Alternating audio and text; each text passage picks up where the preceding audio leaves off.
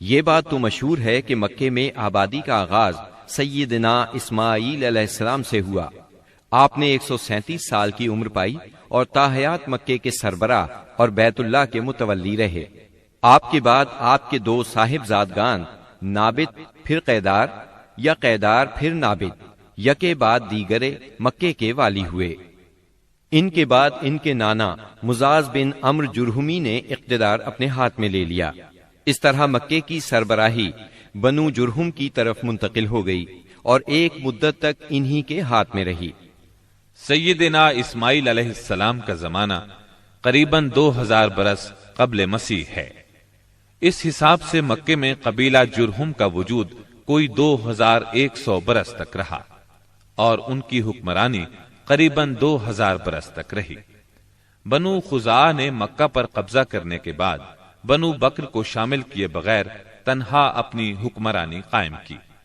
البتہ 3 اہم اور امتیازی منصب مضری قبائل کے حصے میں آئے۔ نمبر 1، حاجیوں کو عرفات سے مزدلفہ لے جانا اور یوم النفر یعنی 13 ذی الحجہ کو مینا سے روانگی کا پروانہ دینا۔ یہ حج کے سلسلے کا آخری دن ہے۔ یہ اعزاز الیاس بن مضر کے خاندان بنو غوث بن مرہ کو حاصل تھا۔ یہ صوفہ کہلاتے تھے۔ نمبر 2، 10 ذی الحجہ کی صبح کو مزدلفہ سے مینا کی جانب افاضہ یعنی روانگی۔ یہ اعزاز بنو عدوان کو حاصل تھا۔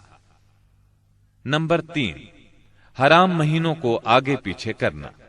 یہ اعزاز بنو کنانہ کی ایک شاخ بنو تمیم بن عدی کو حاصل تھا۔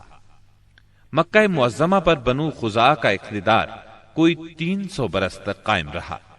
یہی زمانہ تھا جب عدنانی قبائل مکے اور حجاز سے نکل کر نجد، عراق کے اطراف اور بحرین وغیرہ میں پھیلے اور مکے کے اطراف میں قریش کی صرف چند شاخیں باقی رہیں، مگر مکے کی حکومت اور بیت اللہ کی تولیت میں ان کا کوئی حصہ نہ تھا، یہاں تک کہ قصی بن کلاب کا دور آیا۔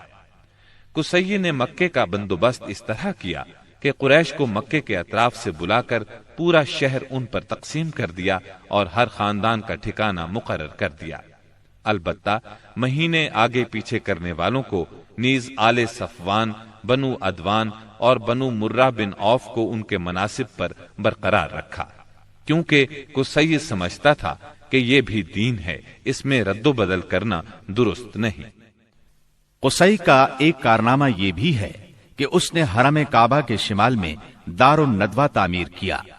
اس کا دروازہ مسجد کی طرف تھا۔ دار الندوہ دراصل قریش کی پارلیمنٹ تھی، جہاں تمام بڑے بڑے اور اہم معاملات کے فیصلے ہوتے تھے۔ قریش پر دار الندوہ کے بڑے احسانات ہیں، کیونکہ یہ ان کے اتحاد کا ضامن تھا اور یہیں ان کے الجھے ہوئے مسائل احسن طریقے سے طے ہوتے تھے۔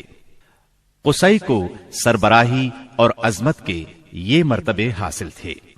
نمبر 1، دار الندوہ کی صدارت، جہاں بڑے بڑے معاملات کے بارے میں مشورے ہوتے تھے اور جہاں یہ لوگ اپنی بیٹیوں کی شادیاں بھی کرتے تھے۔ نمبر 2، لوا یعنی جنگ کا پرچم قصی ہی کے ہاتھوں باندھا جاتا تھا۔ نمبر 3، حجابت یعنی خانہ کعبہ کی پاسبانی۔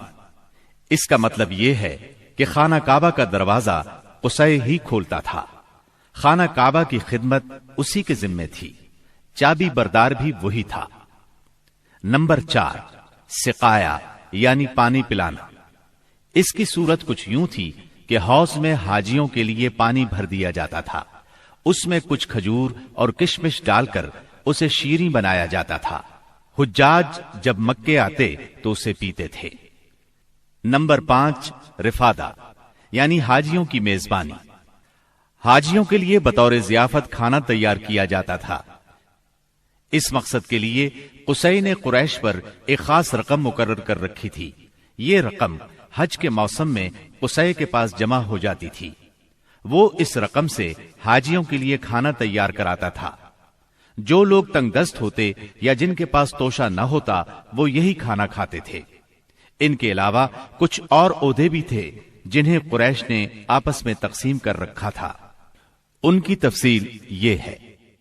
نمبر 1، ایسار یعنی فال گیری، قسمت کا حال دریافت کرنے کے لیے بتوں کے پاس جو تیر رکھے رہتے تھے ان کی تولیت، یہ منصب بنو جمح کو حاصل تھا۔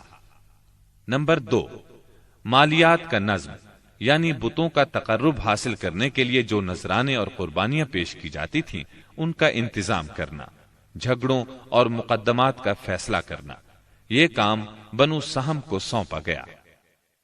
نمبر 3، شورا، یہ اعزاز بنو اسد کو حاصل تھا۔ نمبر 4، اشناق یعنی دیت اور جرمانوں کا نظم، اس منصب پر بنو تیم فائز تھے۔ نمبر 5، عقاب یعنی قومی پرچم اٹھانا، یہ بنو امیہ کا کام تھا۔ نمبر 6، قبہ یعنی فوجی کیمپ کا انتظام اور شاہ سواروں کی قیادت، یہ کام بنو مخزوم کے حصے میں آیا تھا۔ نمبر 7، سفارت، یہ منصب بنو عدی کا تھا۔ ہم قحطانی اور عدنانی قبائل کے وطن چھوڑنے کا ذکر کر چکے ہیں۔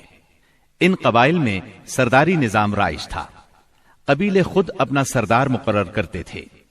قبائلی سرداروں کا درجہ اپنی قوم میں بادشاہوں جیسا تھا۔ قبیلہ صلح اور جنگ میں بہرحال اپنے سردار کے فیصلے کا پابند ہوتا تھا۔ سردار کو وہی اقتدار اور اختیارات حاصل تھے جو کسی بادشاہ کو ہوا کرتے ہیں۔ حتیٰ کہ بعض سرداروں کا یہ حال تھا کہ اگر کبھی وہ بگڑ جاتے تھے تو ہزاروں تلواریں بے نیام ہو جاتی تھیں، اور وہ یہ بھی نہیں پوچھتے تھے کہ سردار کے غصے کا سبب کیا ہے۔ اب رہا سیاسی حالات کا مسئلہ۔ جزیرت العرب کے 3 سرحدی علاقے تھے، یہ تینوں غیر ممالک کے پڑوس میں تھے۔ ان کی سیاسی حالت سخت پریشان کن تھی۔ وہاں انتشار کی کیفیت تھی، صورتحال زوال پذیر تھی۔ انسان مالک تھا یا غلام، حاکم تھا یا محکوم، بس انہی 2 طبقوں میں بٹا ہوا تھا۔ تمام تر فوائد سربراہوں کو، خاص طور پر غیر ملکی سربراہوں کو حاصل تھے، اور سارا بوجھ غلاموں کے سر تھا۔ وہ طرح طرح کے ظلم و ستم برداشت کرتے تھے، زبان نہیں کھول سکتے تھے کیونکہ حکمرانی جبری تھی۔ انسانی حقوق نام کی کسی چیز کا دور دور تک وجود نہیں تھا۔